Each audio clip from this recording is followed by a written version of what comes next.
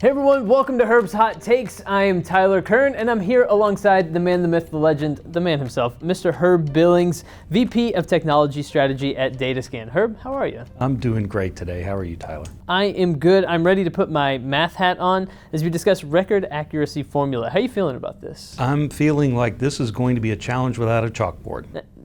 I wish we had one we could just wheel in, or pull down from the ceiling or something like that. But we do not have a chalkboard, so we're just going to have to get theoretical with everybody. And also, it's worth pointing out, you have a blog post on this. And so if at any point the math information gets a little dense for people and they need to see it, they can also go and read that blog post where you have a lot of this spelled out there as well. Sure, check out datascan.com/blog, and that'll be a good source. That will be a good source. So check that out. But today we are covering record accuracy formulas and asking what record accuracy formulas people should be using. But first we should really discuss the various options that are out there and discuss what kinds of formulas there are and how they differ. Sure.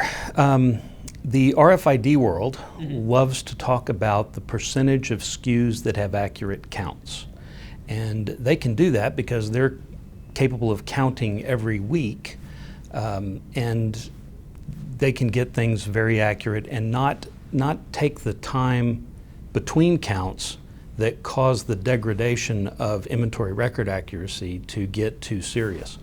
So they're hitting 98% of the SKUs with accurate counts, and when you're talking about that level of accuracy, that's the kind of formula that makes sense for them.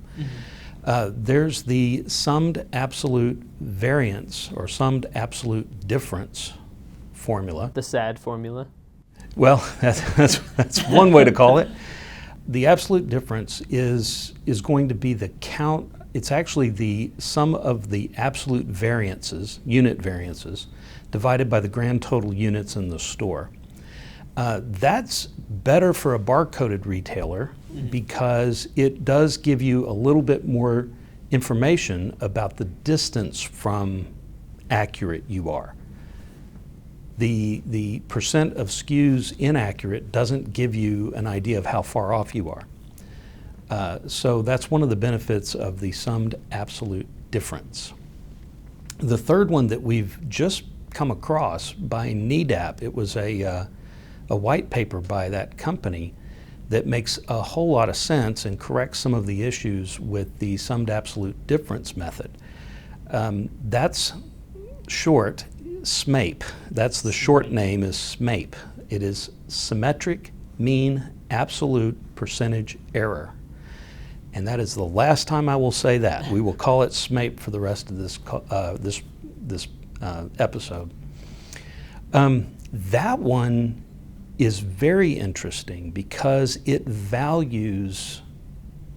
assigns a value to each variance. And a 1 unit variance can really hurt you if you're thinking of 0 versus 1. Right. But it doesn't hurt you so much if you're thinking 99 versus 100. If you go back to the SAD, the summed absolute difference method, that one hurts you the same. And if you go back to the percentage of inaccurate SKUs method, then that also hurts you the same there. So it's a very good improvement over the other two. The SMAPE method is now our favorite method to discuss because baked into it is the concept of the omni-channel digital risk issues. Right, and we've talked in depth about omni-channel and that sort of thing on the last couple of episodes. So if people haven't checked out that conversation, it's worth going in and diving into why omni-channel and why this approach kind of makes so much of a difference when we have these conversations about inventory record accuracy. I think now that we're through the acronyms, it should be a lot easier to discuss. I think you're absolutely right. And so I suppose when I think about this, I always wonder, if a retailer were to come to you and say, which formula is the best? Is there a one-size-fits-all that you think is best across the board? Or do you need to take some factors into account and ask, okay, well, are you SKU or barcode, or are there other things that you need to know about a particular retailer before you can tell them which one would be best for them? At my age, one size fits all is never a good option. It's a myth. I've not seen that. In this case, that's also true. The RFID world does need the percentage of accurate SKUs or the percentage of inaccurate SKUs. That's the best for them given their environment and issues associated with RFID. Sure. On the barcode side, we do like the SMAPE formula best if you're going to have just one. It will give you the inventory record accuracy score in a way that does not value the same variance the same way when one hurts you more than the other. Yeah, that 99 versus 100 example makes a lot of sense as compared to 0 versus 1. Because if you have 90, if you have 100 or if you have 99, at the end of the day, you're going to have something in stock for somebody if they go and buy it. 0 versus 1, whole different ball game. And as we discussed on the previous episode, then you suffer the effects of poor inventory accuracy much more. You feel those effects much more when it's 0 versus 1 or 1 versus 0 as opposed to 99 versus 100. Yes, the sum of absolute difference method, which is what the most common one we see among retailers, it's very important, but it's just not the best if you're looking for just one.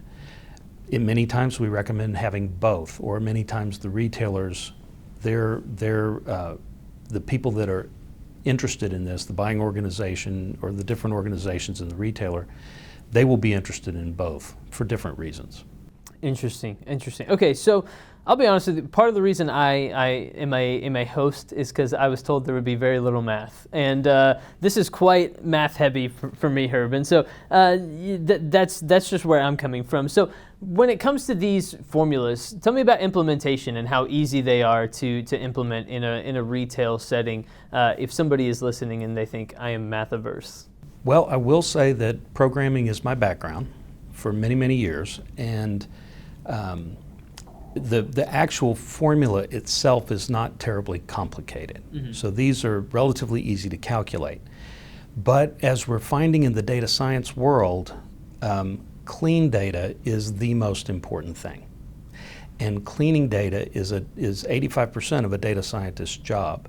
In this case, percent of accurate SKUs is not affected by poor data typically. Mm-hmm. So it's not affected by let's say your non-revenue SKUs that you might carry in your ERP system, but not actually count in your inventory. So those will be inaccurate, but you're going to have one SKU that's inaccurate or 10 SKUs that are inaccurate out of the 10,000 you have in your store. The sum of absolute differences is very sensitive to that.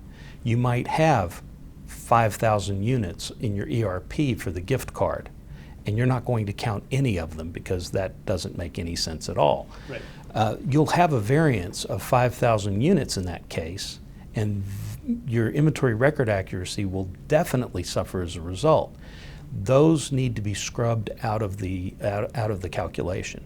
And the first time you do this, in my history as a programmer, the first time you do it is fine. You might hard code or put this in a table somewhere and say, we don't want to calculate these. But if you don't have a specific, these are not counted or these should not be part of the calculation flag, then that has to be constantly maintained. And if something changes in the future, a SKU gets added that shouldn't be counted, it would have a significant impact on your inventory record accuracy.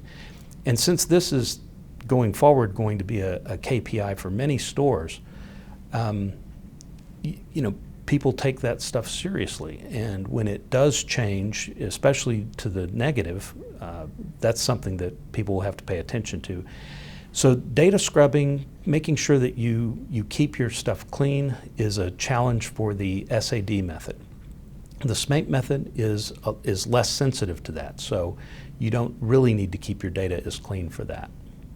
Really interesting, especially getting your perspective as a developer, I think is particularly fascinating. So I'm wondering now, as we look towards the future, are there trends or developments that you're seeing that are coming when it comes to inventory record accuracy? What do you see on the horizon? Well, it's becoming more important for retailers as a result of the omni-channel, the rise of the omni-channel, which was before the pandemic.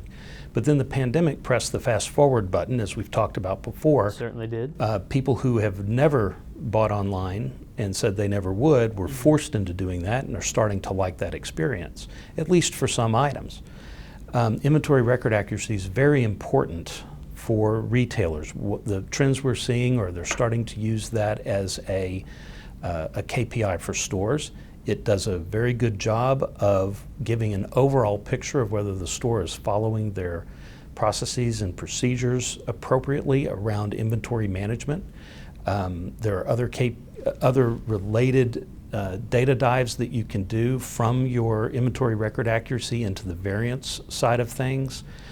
You can see where things are located, so your items that are in the back room, not on the sales floor, while by itself not related to inventory record accuracy, it's definitely related to location accuracy, and you want this where people can see it.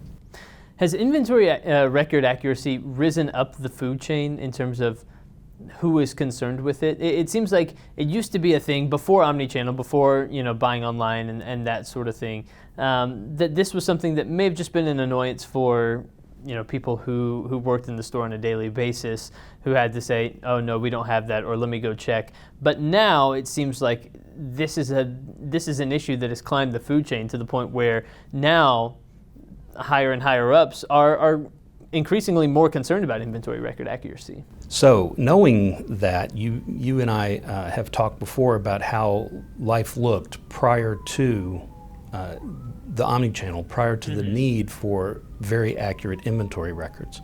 It was an annoyance at that time. It was something that retailers counted when the stock levels were lowest. That would be the lowest amount of labor that they would need to count their stock. They could get the reporting, their shrink calculated. Everything was done as cheaply as possible. Today, it is a sales strategy.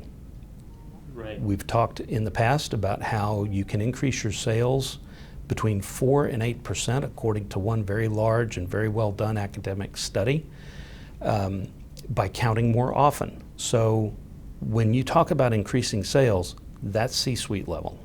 And these folks are very interested in how to do that, especially for the low cost of counting your stock more often, relatively low cost.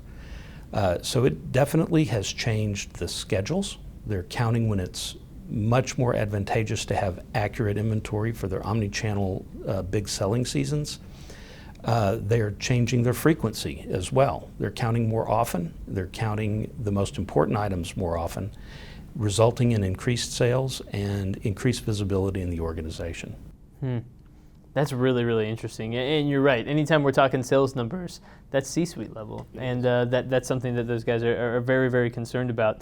So Herb, as we reach the end of this particular episode, let's tie a bow on it. What kind of conclusions or summaries do you want to leave the audience with today as we wrap up this episode talking about formulas? Well, check out our blog posts on this subject. They will give you the positives, the negatives of each one of these methods, also the details of how to calculate it and what they're good for. Inventory record accuracy is very important for all retailers, but extremely important for omnichannel retailers. It is the foundation of their success. All omnichannel orders start with product availability. Product availability is very dependent upon inventory record accuracy. Increase your sales by counting more often, and that's what retail is all about. Absolutely true. Symmetric mean absolute percentage error. Wow. I got it. SMAPE. There you go. Go check out the blog post for more, and stay tuned on datascan.com for more episodes of Herb's Hot Takes. Also, drop us a line. If you want us to cover a topic, if you're a retailer out there and you have a question for Herb, maybe drop us a comment or a question, and we could do a future episode over something that the audience suggests. I think that might be fun. But everyone, stay tuned for more episodes of Herb's Hot Takes. Herb Billings, thank you so much for joining me for another episode. Thank you very much. Absolutely. And everyone out there, thank you for joining us for this latest episode of Herb's Hot Takes. Like I mentioned, stay tuned for more episodes of the show, but just make sure to bookmark datascan.com so you can get Herb's blog posts, you can get the latest episodes of Herb's Hot Takes, and stay tuned for more. But until next time, for Herb Billings, I'm Tyler Kern. We'll talk to you again soon.